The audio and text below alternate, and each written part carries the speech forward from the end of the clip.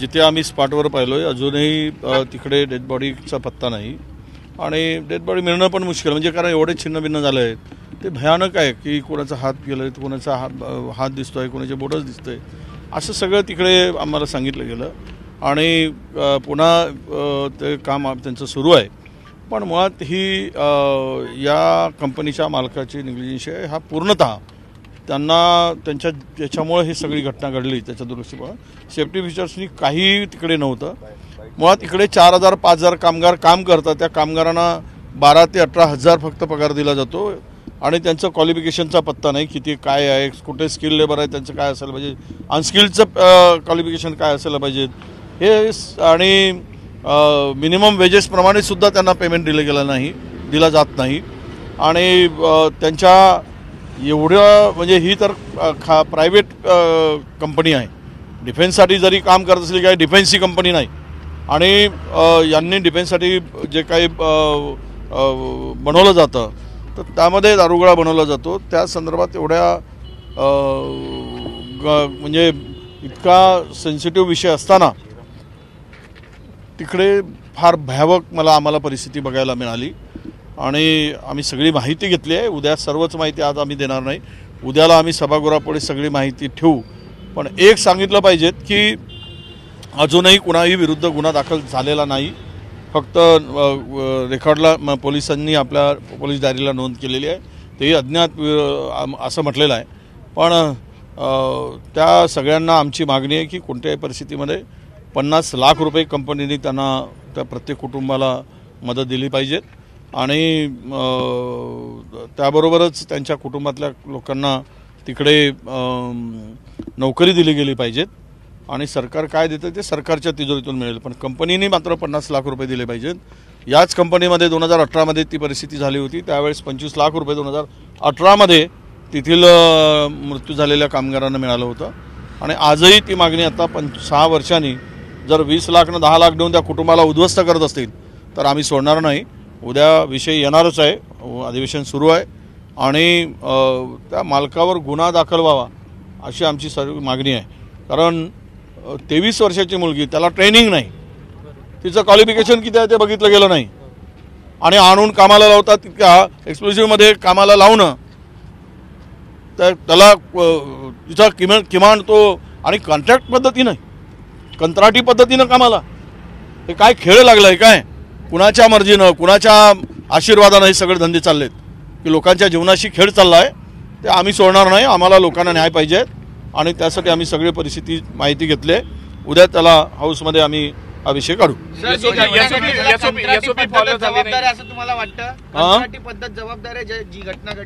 कंत्राटी पद्धत तर आहेच, कंत्राटी पद्धत कोणी लावली, मालकच जबाबदार ना त्याला. कंत्राटी तर आहेच राज्यामध्ये चालला. आता या सगळ्या अशा म्हणजे विशेष म्हणजे हे विषय आहेच आणि तो एकदम इको सेन्सिटिव्ह झोन आहे हा. वाईल्ड लाईफ डिस्टर्ब झालीच, त्या फॉरेस्टची जागा त्यांना दिली गेली 70 एकर हेक्टर, हे सगळे नियम धाब्यावर बसून त्यांना प्रोटेक्शन देण्याचं काम झालं. आणि विशेष म्हणजे हे दारुगोळा तयार करणाऱ्या स्फोटकं तयार होतात तिथे, या फॅक्टरीमध्ये काम करणारा त्याला कुठल्या प्रकारची ट्रेनिंग देताय तुम्ही. 22-23 वर्षाचे तरुण तिकडे काम करतात, त्यांचं शोषण होत आहे आणि 10,000, 12,000, 15,000 रुपये पगार दिला जातो.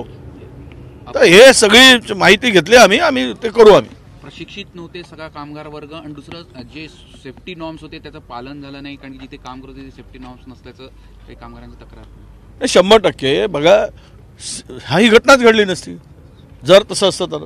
त्यांनी सेफ्टीच्या दृष्टीनं सेफ्टी नॉर्म्स तर या ठिकाणी फारच कडक असायला पाहिजे, फार स्ट्रॉंग असायला पाहिजे.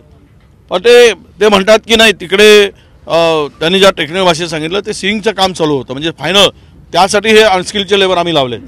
तिथे जे स्फोटक आहेत त्या ठिकाणी तुम्ही अनस्किल्ड लेबर वावरताच कसे, ते सगळे स्किलच असले पाहिजेत.